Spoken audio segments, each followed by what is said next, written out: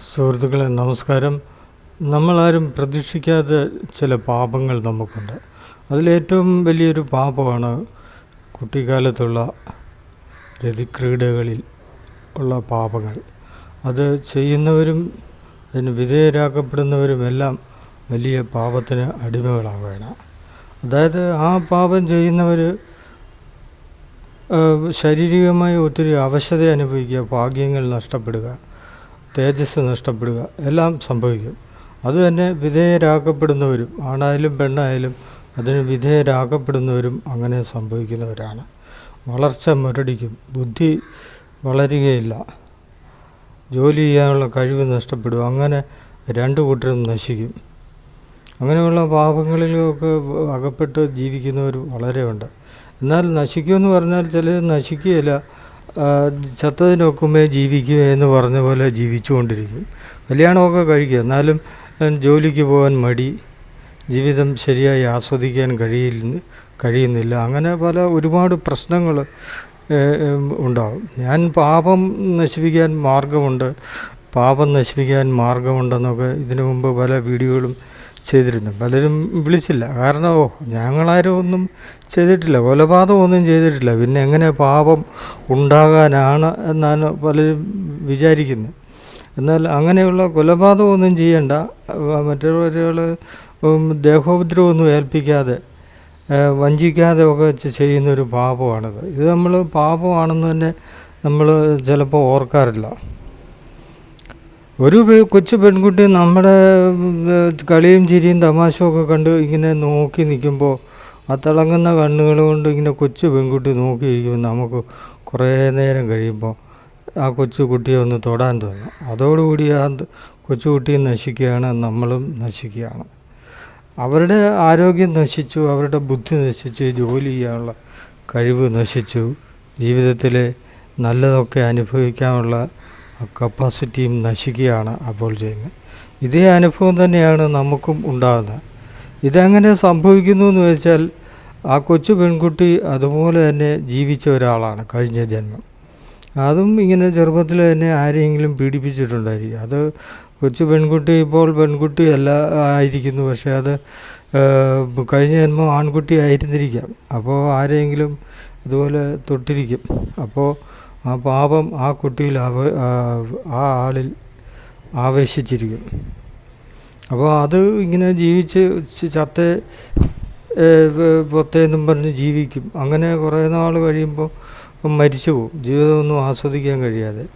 അതിൻ്റെ ആ ആൺകുട്ടി ഒരാളെ പെൺകുട്ടിയെ പീഡിപ്പിച്ചുകൊണ്ട് പിന്നത്തെ ജന്മം പെൺകുട്ടിയായിട്ട് ജനിക്കും. അന്നേരം ആ പെൺകുട്ടി ഇങ്ങനെ ലൈംഗിക രതിക്രീഡകൾക്ക് വശംവദയാവുകയാണ് ചെയ്യുന്നത്. അങ്ങനെ രണ്ടു കൂട്ടരും നശിക്കുകയാണ്. അത് ഇങ്ങനെ ആവർത്തിച്ചുകൊണ്ടിരിക്കും. നമ്മൾ തെറ്റ് മനസ്സിലാക്കി അതിൻ്റെ പ്രായശ്ചിത്തം ചെയ്യുന്നിടം വരെ നമുക്കതിൻ്റെ ശിക്ഷ ഉണ്ടാകും. ഇപ്പം തന്നെ നമ്മൾ അതിൻ്റെയൊക്കെ കാലഘട്ടം കഴിഞ്ഞു പോയി. നമ്മളൊക്കെ എന്നോ മറന്നുപോയ സംഗതിയായിരിക്കാം. നമ്മളൊക്കെ ഇതുപോലൊക്കെ പലതും ചെയ്തിട്ടുണ്ടായിരിക്കും. നമ്മൾ വിചാരിക്കും നിസ്സാരമല്ലേ, അതൊക്കെ എന്തോ ഓർക്കാനാണ്, ഇതുകൊണ്ടൊക്കെ എന്ത് പാപമെന്നൊക്കെ നമ്മൾ ഓർക്കാറുണ്ട്. പക്ഷേ അതോടുകൂടി നമ്മളത് തൊട്ടതോടുകൂടി തന്നെ ആ ആളിൻ്റെ നല്ല ജീവൻ പോയിരിക്കുകയാണ്. ഒരു ഡിസോർഡറിലാവും നമ്മുടെ മൈൻഡ്. നമുക്ക് ജീവിതത്തെ നല്ലതായിട്ട് ആസ്വദിക്കാൻ കഴിയില്ല, പഠിക്കാൻ കഴിയില്ല, വേല ചെയ്യാൻ കഴിയില്ല, നമുക്ക് വളർച്ച മുരടിച്ച് അങ്ങനെ ഒരു കഴിഞ്ഞു പോകും. അപ്പം അതേ പാപം അത് ചെയ്യുന്നവർക്കും ഉണ്ട്, വിധേയരാകപ്പെടുന്നവർക്കും ഉണ്ട്. വിധേയരാകുന്നവർക്ക് ഞാൻ പറഞ്ഞതുപോലെ കഴിഞ്ഞ ജന്മ പാപം കൊണ്ടാണ് അങ്ങനെ വിധേയരാക്കപ്പെടുന്നത്. ഇതിനിപ്പം നമുക്ക് ഭൗതികമായിട്ടൊന്നും അതിനെ പ്രതികരിക്കാൻ പറ്റില്ല. ഇങ്ങനെയൊക്കെ ചെയ്യുന്നവരെ നമ്മൾ തേടി പിടിച്ച് അടിക്കുകയോ വഴക്ക് പറഞ്ഞുകൊണ്ടോ ഒരു കാര്യവുമില്ല. അത് ഒരു നിമിഷത്തെ ദൗർബല്യം കൊണ്ട് ആ പാപം ആവേശിച്ച് കഴിഞ്ഞു. ഇനി അടിച്ചതുകൊണ്ടോ വഴക്ക് പറഞ്ഞിട്ടോ ഒരു കാര്യവുമില്ല. ഇതിന് വേണ്ടത് നമ്മൾ അതിനുള്ള പ്രതിക്രിയ ചെയ്ത് നമ്മൾ അതിൽ മേലിൽ ആവർത്തിക്കാതിരിക്കാനുള്ള ആത്മീയ അറിവുകളും അതിനുള്ള പരിഹാര ക്രിയകളും അറിഞ്ഞിരിക്കുക എന്നുള്ളതാണ്. അതിനുവേണ്ടിയാണ് ഞാൻ ഈ വീഡിയോ ഇടുന്നത്. ഇതൊരു വലിയ പാപമാണ്. മറ്റു പാപങ്ങളും ഉണ്ട്, കൊലപാതകം, ചട്ടമ്പിത്തരം, അങ്ങനെ ഉപദ്രവിക്കുക, ആളുകളെ ഉപദ്രവിക്കുക തുടങ്ങിയ പാപങ്ങൾ വേറെയുണ്ട്. പക്ഷേ എന്നാലും സാർവത്രികമായിട്ട് എല്ലാവരിലും കാണുന്ന ഒരു പാപത്തെ പറ്റിയാണ് ഇപ്പോൾ ഞാൻ പറഞ്ഞത്. കുട്ടിക്കാലത്ത് ഒരു നിമിഷത്തെ ദൗർബല്യം കൊണ്ട് ഇങ്ങനെ സംഭവിച്ചു പോവുകയാണ്. പിന്നെ അതിന് പരിഹാരമൊന്നുമില്ല. നമ്മൾ വിചാരിക്കും നമുക്ക് ഒരു വയ്യാഴിക വന്നു, ക്ഷീണം തോന്നുന്നു, അതിന് അമ്പലത്തിൽ പോയി തൊഴാം, വഴിപാട് ചെയ്യാം, നല്ല കഥകൾ വായിക്കാം എന്നൊക്കെ വിചാരിച്ച് നമ്മൾ ഇങ്ങനെ ഇതിലൊക്കെ നോക്കും. പക്ഷേ ഇതുകൊണ്ടൊന്നും യാതൊരു ഫലവുമില്ല.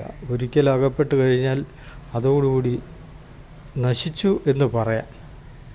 പിന്നെ വളരെ ചുരുക്കം ചിലർ അതിൽ നിന്ന് രക്ഷപ്പെടാറുണ്ട്. അതും പ്രത്യേകിച്ച് കുട്ടിക്കാലമൊക്കെ കഴിഞ്ഞ് ചിലപ്പോൾ അങ്ങനെ രതിവൈകൃതങ്ങൾക്ക് ഇടയാകുന്നവരാണ് അങ്ങനെ രക്ഷപ്പെട്ടു വരുന്നത്. രതിവൈകൃതങ്ങൾക്ക് അടിമപ്പെടുക എന്ന് പറയുമ്പോൾ ഞാൻ ഉദ്ദേശിക്കുന്നത് ഏകദേശം ഒരു 15 വയസ്സിൽ താഴെയുള്ള കുട്ടികളെ ഉദ്ദേശിച്ചാണ് ഇത് പറയുന്നത്. അത് ചിലപ്പം 4-ാമത്തെ വയസ്സിലാവും, 7-ാമത്തെ വയസ്സിലാവും, 10, 12 അങ്ങനെ പോകും ഇതിന് വിധേയരാക്കപ്പെടുന്നവർ. ഏറ്റവും കുട്ടിക്കാലത്ത് തന്നെ ഇത് വിധേയരാക്കപ്പെടുന്നവർ വളരെ ദുരിതത്തിലായി പോവുകയാണ് ചെയ്യുന്നത്. അവർക്ക് പിന്നീട് എഴുന്നേൽക്കാനേ പറ്റില്ല. അങ്ങനെ വശം കെട്ടുപോയി അവർ പെട്ടെന്ന് തന്നെ മരിച്ചു പോകുക, അല്ലെങ്കിൽ മരിച്ചില്ലെങ്കിലും ജീവിച്ചിരിക്കുന്ന ഇങ്ങനെ ഒരു കഴിവില്ലാതെ അങ്ങനെ ജീവിച്ചിരിക്കുക. ആരെങ്കിലും ഭക്ഷണം കൊടുത്താൽ ഭക്ഷണം കൊടുക്കുന്നത് കൊണ്ട്, അങ്ങനെയുള്ള സാഹചര്യം കിട്ടുന്നതുകൊണ്ട് അങ്ങനെ ജീവിച്ചു പോവുകയാണ്. അങ്ങനെയൊക്കെ ഉള്ളവരൊക്കെ ഉണ്ട്. പക്ഷേങ്കിൽ ഒരു 10, 13, 14 വയസ്സിലൊക്കെ ഇങ്ങനെ വൈകൃതങ്ങൾക്കിടയാകുന്നവർക്ക് അതുകൊണ്ട് കാര്യമായ ഒരു കുഴപ്പമൊന്നും ഉണ്ടാകാറില്ല. എന്നാലും കുഴപ്പമുണ്ട്. ശരിക്കും ഇതൊക്കെ സംഭവിക്കേണ്ടത് രതി മേഖലയിലേക്ക് കടക്കേണ്ട സമയം എന്ന് പറഞ്ഞാൽ ഒരു 17-18 വയസ്സിന് ശേഷമാണ്. ആണായാലും പെണ്ണായാലും ആ മേഖലയിലേക്കും ആ ചിന്തകളിലേക്കും കടന്നു ചെല്ലേണ്ട സമയം. അപ്പോഴേക്കും നമ്മുടെ എല്ലും പല്ലും എല്ലാം ഉറച്ച് നമുക്ക് നല്ല കഴിവുകളും നല്ല വിദ്യാഭ്യാസവും മനസ്സുറപ്പും തൻ്റെ ഇടമൊക്കെ കിട്ടിക്കഴിയുന്ന സമയമാണ്. പക്ഷേ അതിനു മുമ്പ് ഇങ്ങനെ വൈകൃതങ്ങൾക്ക് ഇടയാകുന്നത്, കുട്ടിക്കാലത്തെ വൈകൃതങ്ങൾക്കിടയാകുന്നത് വലിയൊരു അന്ധക്കരണം പിടിച്ച കാര്യമാണ്, വലിയൊരു നാശം പിടിച്ച കാര്യമാണ്. അതുകൊണ്ട് അതിന് ഇടയാക്കുന്നവരും ഇടയായവരും എല്ലാം വലിയ പാപങ്ങൾക്കടിമയാവുകയാണ്. ഇങ്ങനെയുള്ളവർ ക്ഷേത്രങ്ങളിൽ ചെന്ന് വഴിപാട് ചെയ്തുകൊണ്ടോ വലിയ വലിയ പൂജകൾ ചെയ്തുകൊണ്ടോ യാതൊരു ഫലവുമില്ല. അത് തന്നെ ഞാൻ മുമ്പ് പല വീഡിയോകളും പറഞ്ഞത് അതുകൊണ്ടാണ്. നമ്മുടെ പാപങ്ങൾ ക്ഷമിക്കാൻ വേണ്ടി നമ്മൾ വഴിപാടുകൾ ചെയ്തുകൊണ്ട് കാര്യമില്ല. നമ്മുടെ രക്തം എന്നേ അതിൽ പാപഗ്രസ്തമായി പോയി, അത് ഇനി അനുഭവിക്കുകയാണ് ചെയ്യുന്നത്. വഴിപാടുകൾ ചെയ്തിട്ട് ഒരു മാർഗവുമില്ല. പക്ഷെ വേറെ മാർഗമുണ്ട്. ആത്മീയ അറിവുകൾ നേടി അതിനുള്ള പ്രായശ്ചിത്തങ്ങളൊക്കെ ചെയ്താൽ നമുക്ക് ഈ ജന്മം കുറച്ച് അതിൽ നിന്ന് മുക്തി ലഭിക്കും. അടുത്ത ജന്മം ഇങ്ങനെയുള്ള വൈകൃതങ്ങൾക്ക് ഇടയാകാതെ പ്രകൃതി നമ്മെ രക്ഷിക്കും. നമ്മൾ അതിന് അകപ്പെടുകയാണ് ചെയ്തത്. നമ്മുടെ നോട്ടവും ഭാവവും ഒക്കെ കണ്ട് ആരെങ്കിലുമൊക്കെ നമ്മളെ ഈ വൈകൃതങ്ങൾക്കിടയാവുകയാണ് ചെയ്യുന്നത്. ഇതൊന്നും പോലീസ് കേസൊന്നും ആവില്ല. ചിലപ്പോൾ അടുത്ത വീട്ടിലെ പെൺകുട്ടി, ബന്ധുവീട്ടിലെ പെൺകുട്ടി, അല്ലെ ആൺകുട്ടി ഒക്കെയാണ് ഇതിന് വിധേയരാകപ്പെടുന്നത്. കുട്ടിക്കാലത്ത് തന്നെ ചിലരങ്ങ് വിധേയരായി പോകും. ആൺകുട്ടികൾ പെൺകുട്ടികളാൽ, മുതിർന്ന പെൺകുട്ടികളാൽ അങ്ങ് വിധേയരാകപ്പെടുക, ചെറിയ പെൺകുട്ടികൾ മുതിർന്ന ആൺകുട്ടികളെ കൊണ്ട് അങ്ങ് വിധേയരാകുക ഒക്കെയാണ് ചെയ്യുന്നത്. ഇതിനുള്ള പരിഹാരമായിട്ടാണ് മുസ്ലിങ്ങൾ ഈ ആൺകുട്ടികൾക്ക് ഈ സുന്നത്ത് വെച്ചിട്ടുള്ളത്. അതിനെ സുന്നത്ത് ചെയ്യുമ്പോൾ ചെയ്തു കഴിഞ്ഞാൽ വളരെ കാലത്തേക്ക് അവൻ പെൺകുട്ടികളെ ശല്യം ചെയ്യില്ല, അവൻ തന്നെ രക്ഷപ്പെടുകയാണ് ചെയ്യുന്നത്. അങ്ങനെ ആൺകുട്ടികളും പെൺകുട്ടികളും അവരുടെ ഇടയിൽ വളരെ രക്ഷപ്പെടാനുള്ള സാധ്യത വളരെ കൂടുതലാണ്. പക്ഷേങ്കിൽ ഇതിൽ അകപ്പെട്ട് കഴിഞ്ഞ ശേഷമാണ് സുന്നത്ത് ചെയ്തതെങ്കിൽ വലിയ പ്രയോജനമൊന്നുമില്ല. ചിലർ അങ്ങനെയാണ് ചെയ്യുന്നത്. അതറിയത്തില്ല, മുതിർന്നവരറിയത്തില്ല, ഈ സുന്നത്ത് ചെയ്തവരറിയില്ല, അത് ഇങ്ങനെ ചെയ്ത് കഴിഞ്ഞു എന്ന് അറിയത്തില്ല. ലൈംഗിക അല്ലെങ്കിൽ രതിക്രീഡകൾക്ക് വശംവദനായ ഒരു ആൺകുട്ടിയെ പിന്നീട് സുന്നത്ത് ചെയ്തുകൊണ്ട് കാര്യമില്ല. സുന്നത്ത് ചെയ്യുന്നത് നല്ലതാണെന്ന് വിചാരിച്ച് ചില പ്രായമുള്ള പുരുഷന്മാർ, ഹിന്ദുക്കളിലെയും മറ്റും ചിലർ ആലോചിക്കാറുണ്ട്, സുന്നത്ത് ചെയ്തങ്ങ് മുസ്ലിം ആയാൽ എന്താണെന്നിങ്ങനെ ആലോചിക്കും. അങ്ങനെ ചെയ്യുന്നവരൊക്കെ ധാരാളം ഉണ്ടെന്നാണ് ചില വീഡിയോയിൽ കാണുന്നത്. പക്ഷെ അതുകൊണ്ട് കാര്യമില്ല. അതെന്താണെന്ന് വെച്ചാൽ ഒരിക്കൽ വശംവദരായി വൈകൃതങ്ങൾക്ക് ഇടയായി കഴിഞ്ഞാൽ പിന്നെ മനസ്സിൽ തീ ആളിപ്പടരുകയാണ്. ലൈംഗികമായ തീ പടർന്നു കഴിഞ്ഞാൽ പിന്നെ എല്ലാം വളർച്ചയും അവിടെ തകർന്നു. പിന്നെ അവനെ കൊണ്ട് ഈ ജന്മത്തിൽ ഒന്നും ചെയ്യാൻ പറ്റില്ല. ബുദ്ധി വളരില്ല, ശരീരം വളരില്ല, എല്ലും പല്ലും വളരില്ല. അങ്ങനെ ഒരു വികൃത രൂപികളായിട്ട് മാറും. ശരിക്കും ശരീരം വളർച്ച എന്ന് പറഞ്ഞാൽ 6 അടി പൊക്കം, ഇടവണ്ണം ഒതുങ്ങിയിരിക്കണം, നല്ല നെഞ്ച്, ആരോഗ്യം, മുഖശ്രീയൊക്കെ കിട്ടേണ്ടതാണ് എല്ലാ മനുഷ്യർക്കും. പക്ഷേ ഇത് പലർക്കും അങ്ങനെ ലഭിക്കാറില്ല. അങ്ങനെ നല്ല പെണ്ണും നല്ല ചെറുക്കനും ഈ ലോകത്തിൽ കുറഞ്ഞു വരികയാണ്. എല്ലാവരും തന്നെ ചെറുപ്പത്തിൽ ഇങ്ങനെ ലൈംഗിക വൈകൃതങ്ങൾക്ക് ഇടയാകുന്നു. അവർ പിന്നെ മദ്യപിക്കുക, പുകവലിക്കുക, പല ദുശ്ശീലങ്ങൾക്ക് അടിമയാവുക, ജീവിതം തന്നെ ഒരു വലിയ പ്രാരാബ്ധമായി തോന്നുക, ദേഹം വേദനിക്കുക, പനിക്കുക, പലവിധ രോഗങ്ങളുണ്ടാവുക. ഇതൊക്കെയാണ് ഇതിൻ്റെ പിന്നെ പരിണിത ഫലങ്ങളായിട്ട് പിന്നെ സംഭവിക്കുന്നത്. വയ്യാതെ വരും തോറും അവർ വീണ്ടും വീണ്ടും ഈ ക്രീഡകളിൽ അറിയാതെ അകപ്പെട്ടു പോവുകയും ചെയ്യും. ഇതിനെ നിയന്ത്രിക്കാനൊന്നും പറ്റില്ല. അത് നിയന്ത്രിച്ചാലും വലിയ ഗുണമൊന്നുമില്ല. എല്ലാം കഴിഞ്ഞ ജന്മങ്ങളിലെ പാപവും നമ്മൾ കഴിഞ്ഞ ജന്മങ്ങളിൽ ഈ ആത്മീയ അറിവില്ലാതെ ജീവിച്ചതിൻ്റെയൊക്കെ ഫലമാണ്. അപ്പോൾ ഈ ജന്മത്തിൽ ഈ അറിവ് നേടിയാൽ അടുത്ത ജന്മത്തിൽ ഇങ്ങനെ വൈകൃതങ്ങൾക്ക്, പ്രത്യേകിച്ചും 15 വയസ്സിൽ താഴെ ഇങ്ങനെ വൈകൃതങ്ങൾക്ക് ഇടയാകാതൊക്കെ നമുക്ക് രക്ഷപ്പെടാം.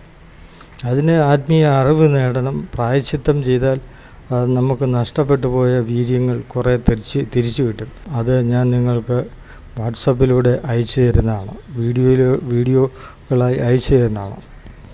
അതിന് ചെറിയ ഫീസുണ്ട്. അപ്പോൾ അത് നിങ്ങൾക്ക് വീഡിയോ അയച്ചു തന്നതിന് ശേഷം അത് നല്ലതെന്ന് തോന്നിയാൽ മാത്രം ചെറിയ ഫീസ് അയച്ചു തന്നാൽ മതി. അപ്പോൾ നിങ്ങൾ ആത്മീയ ശാസ്ത്രം എന്ന് മെസ്സേജ് അയയ്ക്കുക. അപ്പോൾ ഞാനത് അയച്ചു തരുന്നതാണ്. ഇതുകൊണ്ട് നമുക്ക് ഒരുപാട് ഗുണങ്ങളുണ്ട്. ഒരു ജന്മത്തെ അറിവ് കൊണ്ട് പല ജന്മങ്ങൾ രക്ഷപ്പെടും. അതാണ് ഇതിൻ്റെ ഒരു വലിയ പ്രയോജനം എന്ന് പറയുന്നത്. ആത്മീയ അറിവെന്ന് പറഞ്ഞാൽ പല ജന്മങ്ങളാണ് അതിൻ്റെ പ്രയോജനം.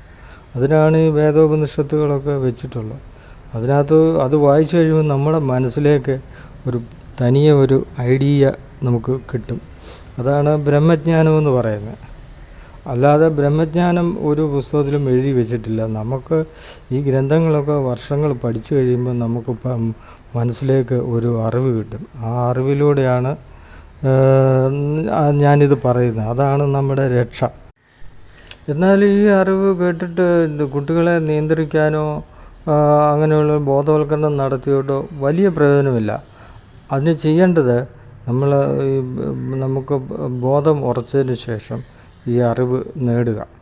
ഈ അറിവ് നേടി പ്രായശ്ചിത്തം ചെയ്ത് ആത്മീയ അറിവുകൾ നേടുക. അപ്പോഴാണ് അത് പരിഹാരം കിട്ടുന്നത്. അപ്പോൾ അടുത്ത ജന്മത്തിൽ അത് സംഭവിക്കില്ല.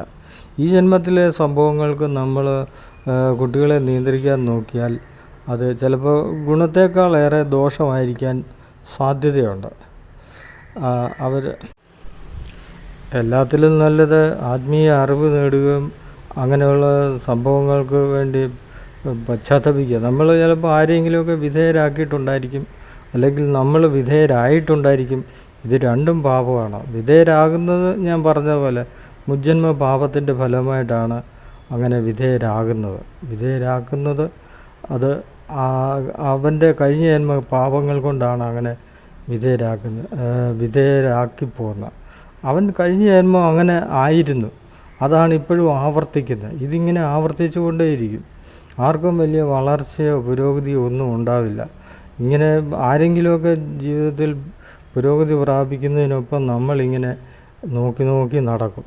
നമുക്ക് സ്വന്തമായിട്ടൊന്നും രസിക്കാനാവില്ല. ഇതൊക്കെ എല്ലാവർക്കും സംഭവിക്കുക. എത്ര വലിയ ആരോഗ്യം ഉള്ളവനും ഈ ജന്മം ഇങ്ങനെ സംഭവിക്കാത്തവർക്കുമൊക്കെ പിന്നീട് സംഭവിക്കാം.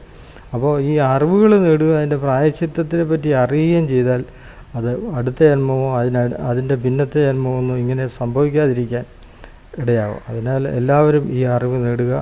അതുകൊണ്ട് എല്ലാവരും ആത്മീയ ശാസ്ത്രം എന്ന മെസ്സേജ് അയയ്ക്കുക. നമ്പർ ഇവിടെയുണ്ട്. നന്ദി, നമസ്കാരം.